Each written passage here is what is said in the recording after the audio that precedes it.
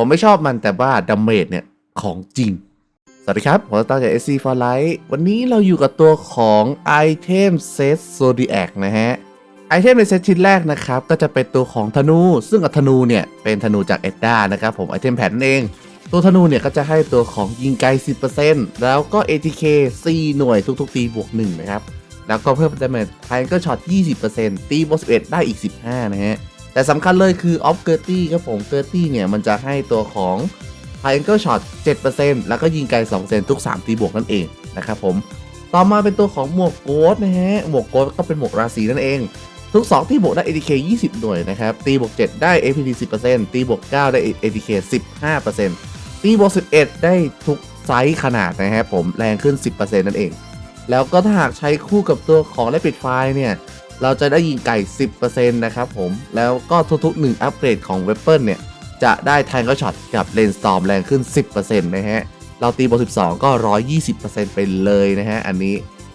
โอเคสุดท้ายในเซตนะครับก็จะเป็นตัวของ Zodiac Boost Team นั่นเองนะครับ ATK 50 หน่วยแล้วก็ ATK บวก10ทุกๆ2ตีบวกทุก4ตีบวกจะได้ตัวของ Rain Storm แรงขึ้น 15% นะฮะตีบวก9ลดฟิกแคส 0.5 แล้วก็ตีบวก11ลดดีเลย์ 10% นั่นเองนะครับผมแต่ว่าตัวคอมโบของเกอร์ตี้เนี่ยมันจะได้ลดดีเลย์เอง 15% แล้วก็ทุก4ตีบวกจะได้ยิงไกลอีก 15% นะครับผมตีบวกรวมกัน 3 ชิ้นเนี้ย33จะสามารถใช้ตัวของเซเวเลนสตอร์มได้นะครับที่เลเวล5แล้วก็สามารถใช้เฟนบอมได้ที่คูลดาวน์ลดลงอีก 1.8 วินาทีนะครับแล้วก็มีโอกาส 3% เพิ่มเด็ก200 หน่วยนะฮะแต่ว่าอันเนี้ยไม่ใช่ฮอกอายไม่มีข้อเสียนะครับผมถ้าตีบวกกันได้ 35 ขึ้นไปจะได้เจาะเกราะอีก 40% ทุกเผ่านั่นเองนะครับหมายความว่า Civil Storm เนี่ยเราสามารถรัวได้ที่เลเวล5เลยนะครับเพียงแค่ต้องทำ ATD นั่นเองเพราะว่าเราสามารถใส่คอสตูมวันเดอร์ได้นะฮะลดตัวฟิกแคสลงอีก 0.5 แล้วก็ลดคูลดาวน์ของ Civil Storm ลงอีก 1 วินาทีนั่นเอง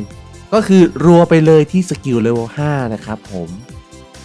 โอเคเผื่อใครนึกภาพไม่ออกนะครับผมตัวของ Brainstorm เนี่ยถ้าหากว่าเรามีระยะเวลาไล่เนี่ยตัวละครก็จะขยับไปมาใช่ไหมแต่ที่น่าสนใจคือถ้าหากเราไร้หลอดเมื่อไหร่นะครับผมตัวละครเราจะไม่ไล่จะไม่ขยับไม่ทำมืออะไรทั้งนั้นครับผมแล้วมันก็จะไล่ออกมารัวๆนะครับผมอันนี้คือตัวอย่างนะก็คือในคลิปเนี่ยตัวของผมเนี่ยมันได้รับบัฟเด็กบวก200มันก็เลยไร้หลอดขึ้นมานะครับผมแต่จริงๆแล้วเราก็ทำให้มันไร้หลอดเองได้แหละนะแต่ว่ามันจะใช้ความพยายามเยอะหน่อยนะครับอย่างเช่นของผมเนี่ยอัพสแตทอินเด็ก120เลยแล้วก็ต้องใส่ออลไมตี้นะฮะก็ยังต้องกดยาบัฟนะฮะไม่ว่าจะเป็นยาบัฟออลไมตี้แล้วก็ตัวของ AB เองแบบนี้นะครับผมสแตทถึงจะไร้หลอดได้นะฮะ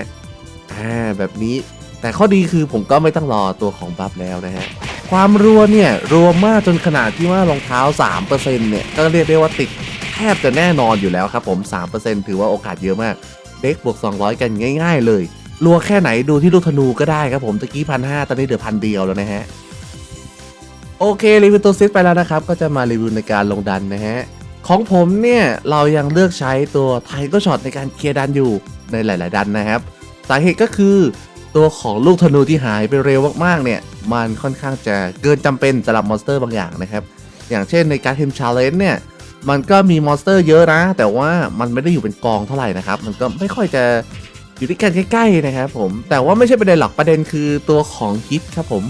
ตัว Civil Storm เนี่ยมันยังใช้ค่าฮิตปกติใช่ไหมก็ทำให้ Civil Storm เนี่ยไม่ค่อยโดนครับมันก็โดนบ้างไม่โดนบ้างแหละนะไอตัวของการ์ดเทมเนี่ยมันค่าฮิตฟรีเยอะครับผมปรากฏว่าเราใช้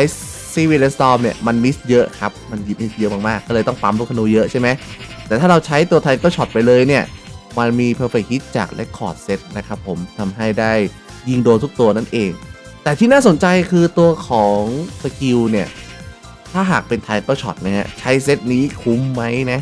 ก็ต้องบอกว่าไม่แย่ครับผมไม่แย่เลยสาเหตุก็คือถ้าให้พูดกันตรงๆเนี่ยตัวธนูของ SC ก็ไม่ได้มีธนูอะไรดีๆมานานแล้วครับตัวของธนูเอ็ดด้าเนี่ยก็ไม่ได้แย่นะครับแล้วก็ตัวของโซเด็กฟูดเนี่ยมันคู่กับเอ็ดด้าเกอร์ตี้แล้วเนี่ยนะมันจะได้ตัวของยิงไกลเยอะมากข้อเสียคือไม่มีฮอกอายครับผมแต่ดาเมจที่ได้เนี่ยมันแทนได้แล้วนะฮะเพราะว่าตัวของยิงไกลเนี่ยให้เยอะจริงๆใครที่จะหาซื้อตัวของโซเด็กบูทกับตัวธนูเกอร์ตี้เนี่ย มาใช้ในการทำ TS เนี่ยมันก็ไม่แย่นะเพราะว่าถ้าให้เทียบกันแล้วเนี่ยเป็นเปอร์เซ็นต์นะครับ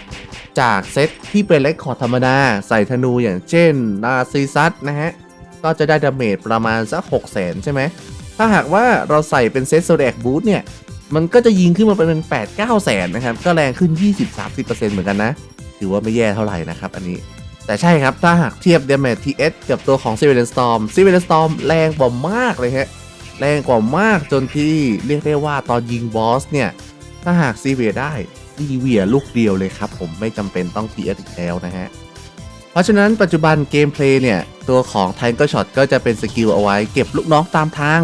โดยเฉพาะลูกน้องที่มันไม่ได้ยืนกันเป็นกองนะครับผมหรือว่าลูกน้องที่มีฮิตเยอะต้องการค่าฮิตสูงๆเลยนะครับผมอย่างเช่นชาเลนจ์เนี่ยจริงๆก็คือยิงแทบไม่โดนเลยครับผมถ้าไม่มีตัวของยาบัฟเต็มๆหรือว่าไอเทมเพิ่มฮิตนะฮะก็ใช้เพิ่มฮิตจากเรคคอร์ดช่วยนั่นเองถ้าให้เทียบกันแล้วนะครับตัวของดาเมจไทก็ช็อตผมเนี่ย1วิก็จะยิงได้ประมาณสัก15 ล้านโดยประมาณนะฮะโดยประมาณส่วน Civilian Storm เนี่ยจะได้ประมาณ90 ล้านครับหมายความว่าแรงถึง6เท่าแรงกว่า6เท่านะฮะมันไม่มีความหมายที่จะต้องยิงไทก็ช็อตใส่บอสแล้วครับก็คือตีบอสเนี่ยใช้ Civilian Storm ได้เลยนะครับถ้าให้พูดกันอย่างจริงใจเนี่ยผมก็ต้องบอกว่าจริงๆแล้วเนี่ยผมไม่ค่อยชอบตัวเกมเพลย์ของ Civilian Storm เท่าไหร่ครับมันไม่ค่อยจะสนุกสำหรับผมแต่ว่าถ้าให้พูดถึงเรื่องดาเมจเนี่ยก็ต้องยอมรับกับผมมันเป็นสิ่งที่ดีที่สุดเท่าที่มีในตอนนี้สำหรับ Shadow Chaser นะฮะก็ดีกว่าที่เคยมี6เท่านะฮะมันก็ต้องดีที่สุดแล้วใช่ไหมตัว damage เนี่ยก็ต้องยอมรับกันนะครับว่ามันแรงจริงๆส่วนเกมเพลย์จะเป็นยังไงนั้นอันนั้นก็แล้วแต่มุมมองนะฮะว่าจะชอบไม่ชอบนะครับผมอันนี้ผมใส่ตัวลูกธนู Shadow แล้วชนแก้วเอาเพราะว่า damage สูงสุดของมันนะครับผมจะมีตัวมัฟ Dark Shadowเกมเพลย์เนี่ยก็จะเป็นประมาณนี้ครับผมก็จะเห็นว่าเราเนี่ยสามารถจะใช้คอมเมตได้เพราะว่าตัวสกิลของ Civilian Storm เนี่ยเราได้มานะครับเรายังไม่ได้ใช้ Reproduce ในการจำอะไรนะครับเราก็เลยจำคอมเมตได้นั่นเองตัววิธีการเล่นเนี่ยก็คือยิงแช่ไว้แล้วก็ปล่อยถอยนะครับคอยเฟ้นบอม